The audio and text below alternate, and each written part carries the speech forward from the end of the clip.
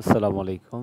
এখন আমি আপনাদেরকে দেখাবো হানিমুন সেটআপ এবং বার্থডে সেটআপ। এটা হচ্ছে হানিমুন সেটআপ।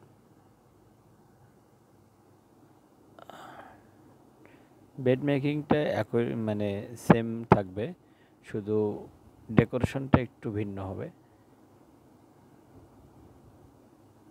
এখানে লাভ দেওয়া হচ্ছে, লাভ, গোলাপের পাপড়ি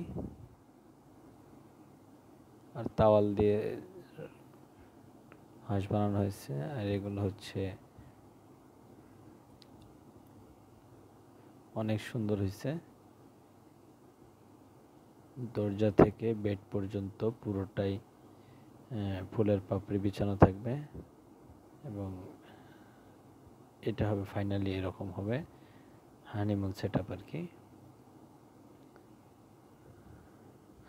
এটা হচ্ছে হানিমুন সেটআপ।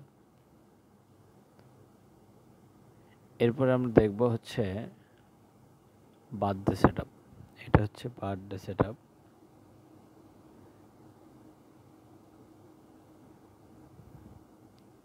রুমের সমস্ত কাজকর্ম একই রকম থাকবে, শুধুমাত্র সেটআপটা একটু ভিন্ন হবে। বেড মেকিংও একই রকম থাকবে, শুধু ডেকোরেশনটা একটু ভিন্ন হবে। এটা হচ্ছে বার্থডে সেটআপ।